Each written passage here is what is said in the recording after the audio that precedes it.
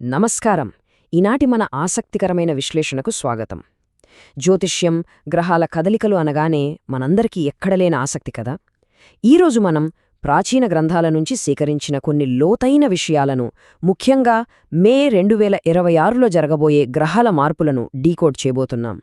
ఇది కేవలం ఏదో పైపైన చెప్పే అంచనా కాదండి. గ్రహాల కదలికలకి, మన దైనందిన జీవితానికి మధ్య ఉన్న లింక్ ఏమిటి అనేది చాలా క్లియర్గా తెలుసుకోబోతున్నాం. ఎగ్జైటింగ్గా ఉంది కదూ. Okay, let's dive in. ఈ విశ్లేషణలో మనం ఏమేం కవర్ చేయబోతున్నామంటే, ముందుగా మే 2026 నాటి గ్రహాల కదలికల టైం టేబుల్ చూస్తాం. ఆ తర్వాత ప్రపంచవ్యాప్తంగా ఎలాంటి మార్పులు రాబోతున్నాయో తెలుసుకుంటాం. ఆపై ధనుస్సు రాశివారిపై దీని ఎఫెక్ట్ ఎలా ఉండబోతోంది, అసలు ఈ జ్యోతిష స్థానాలు ఎలా పనిచేస్తాయనేది డీకోడ్ చేసి, చివరగా మనం పాటించాల్సిన కొన్ని సింపుల్ అండ్ ఎఫెక్టివ్ పరిహారాలను చూద్దాం. ముందుగా ఫస్ట్ పాయింట్కొచ్చేద్దాం. అదేనండి, మే 2026 ప్లానెటరీ టైం టేబుల్. అసలు గ్రహాలు ఎప్పుడు, ఏ టైంకి మారుతున్నాయి? ఇక్కడొకసారి మీరు గమనిస్తే ఈ లెక్కలు ఎంత పక్కాగా ఉన్నాయో మీకే అర్థమవుతుంది. మే 11 మధ్యాహ్నం 12:39కి కుజుడు తన స్థానాన్ని మారుస్తున్నాడు. ఆ తర్వాత చూస్తే మే 14 ఉదయం 10:54కి శుక్రుడు మిథున రాశిలోకి ఎంటర్ అవుతాడు. ఇక మే 15నైతే ఏకంగా 2 మార్పులున్నాయి.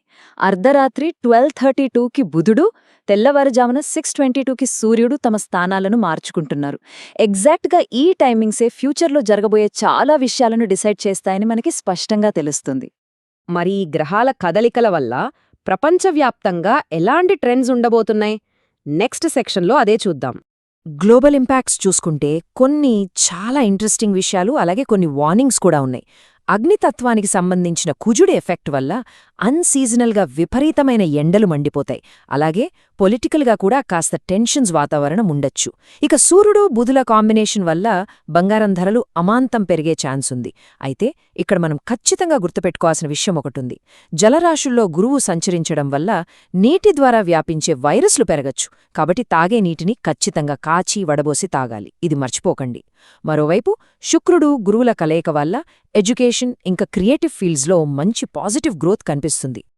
సరే, ఇప్పుడు గ్లోబల్ నుంచి కాస్త మైక్రో లెవెల్కి వద్దాం. ఈ మార్పుల వల్ల ధనుస్సు రాశివారిపై ఎలాంటి ఇంపాక్ట్ పడబోతోందో చూద్దాం.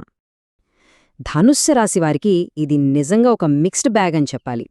ముందుగా పాజిటివ్స్ చూస్తే, పెళ్లి సంబంధాలు వెతికేవారికి సరైన పార్ట్నర్ని కనుక్కోడానికి ఇది బెస్ట్ టైం.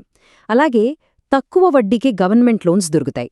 మీకు గానీ మీ లైఫ్ పార్ట్నర్కి గానీ గవర్నమెంట్ జాబ్ ట్రయల్స్లో సక్సెస్ అయ్యే ఛాన్సెస్ చాలా బలంగా ఉన్నాయి. కానీ కొంచెం జాగ్రత్త పడాల్సిన విషయాలు కూడా ఉన్నాయి సుమా.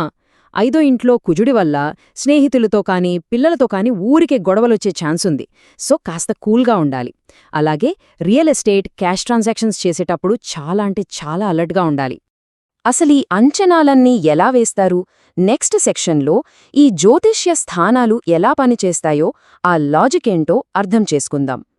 ఇక్కడ మనం వివిధ రాశులకు శనిగ్రహం యొక్క ప్రస్తుత దశలు, అవింకా ఎంతకాలం ఉంటాయో చూస్తున్నాం. మేషరాశికి 6.5 ఏళ్లు, మీనరాశికి 4 ఏళ్లు, కుంభరాశికి 1 సంవత్సరం పాటు ఏలినాటి శని ఉంది. అలాగే సింహం, ధనుస్సు రాశులకు అష్టమ, అర్ధాష్టమ శని నడుస్తున్నాయి. ఇక్కడొక సూపర్ ఇంట్రెస్టింగ్ పాయింట్ చెప్పనా?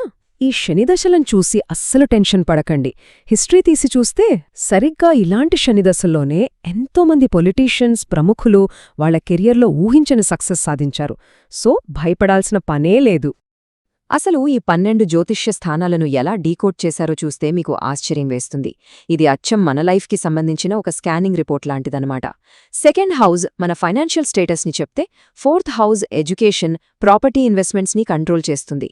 6th హౌస్ మన హెల్త్ ఇష్యూస్, గత జన్మ కర్మల గురించి చెప్తే, 7th హౌస్ మన లైఫ్ పార్ట్నర్ ఎలా ఉంటాడనేది డిసైడ్ చేస్తుంది. ఇక 10th హౌస్ ఏమో కెరీర్ గ్రోత్ గురించి, 12th house investments, foreign travels గురించి చాలా క్లియర్గా వివరిస్తుంది. అంతా ఒక సిస్టమాటిక్ ప్లాన్ కదూ. మరి ఇవన్నీ తెలుసుకున్నాం గదా. లాస్ట్గా ఈ నెగటివ్ ఎఫెక్ట్స్ నుంచి తప్పించుకోవడానికి మనం ఆచరించాల్సిన సింపుల్ అండ్ పవర్ఫుల్ రెమెడీస్ ఏంటో చూసేద్దాం. ఇక్కడ కొన్ని కఠినమైన కానీ చాలా అవసరమైన రూల్స్ చెప్పారు. గమనించండి. ఫస్ట్ థింగ్, ఇతరులతో మాట్లాడేటప్పుడు అనవసరమైన జోకులు అస్సలు వెయ్యకండి. ఎందుకంటే అవి మిస్కమ్యూనికేషన్కి దారితీసి పెద్ద గొడవలు అవ్వొచ్చు. సెకండ్, బద్ధకానికి బైబై చెప్పేయండి. ఏ పని రేపటికి వాయిదా వెయ్యకండి. ఇక థర్డ్ అండ్ మోస్ట్ ఇంపార్టెంట్, మధ్యాహ్నం పూట నిద్రపోయే అలవాటు ఉంటే దాన్ని కంప్లీట్గా మానేయండి. ఇవి కేవలం పరిహారాలు మాత్రమే కాదు, మన లైఫ్ స్టైల్ని సెట్ చేసే మంచి హ్యాబిట్స్. శనివారం నాడు చేయాల్సిన ఒక స్పెషల్ ప్రాసెస్ కూడా మూలాల్లో చెప్పారు. అదేంటంటే స్వచ్ఛమైన నువ్వుల నూనెను వంటికి రాసుకుని అది చర్మంలోకి ఇంకిపోయేలా ఒక 10-20 నిమిషాలు ఆగి ఆ తర్వాత స్నానం చేయాలి.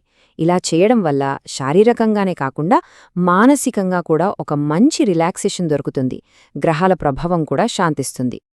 ఇక ఆధ్యాత్మికంగా చూసుకుంటే మనం డైలీ చేయాల్సినవేంటో తెలుసా? రోజూ ఉదయం సూర్యుడికి నీరు సమర్పించడం, అంటే అర్ఘ్యమివ్వడం, అలాగే లలితాపారాయణం చెయ్యడం.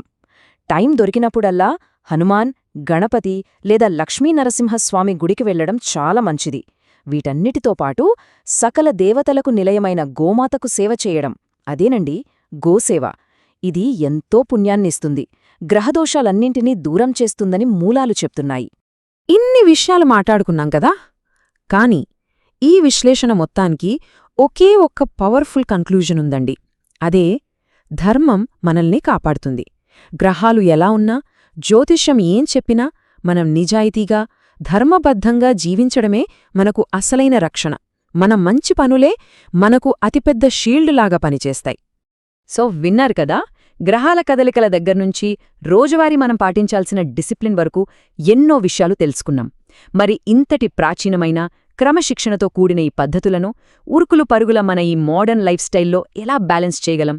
ఒక్కసారి ఆలోచించండి. సమాధానం బహుశా మీకే దొరుకుతుంది. ఈ విశ్లేషణ మీకు ఎంతో కొంత కొత్త కోణాన్ని చూపించిందని ఆశిస్తున్నాను. మళ్ళీ మరో ఇంట్రెస్టింగ్ ఎక్స్ప్లెయినర్తో కలుద్దాం. అప్పటి వరకు నేర్చుకుంటూనే ఉండండి. వీడియో చివరి వరకు చూసినందుకు ధన్యవాదాలు. ఈ వీడియో మీకు నచ్చిందని ఆశిస్తున్నాను. దయచేసి లైక్ చేయండి. అలాగే మరిన్ని వీడియోల కోసం మన ఛానల్ని సబ్స్క్రైబ్ చేయడం మర్చిపోకండి. Please keep supporting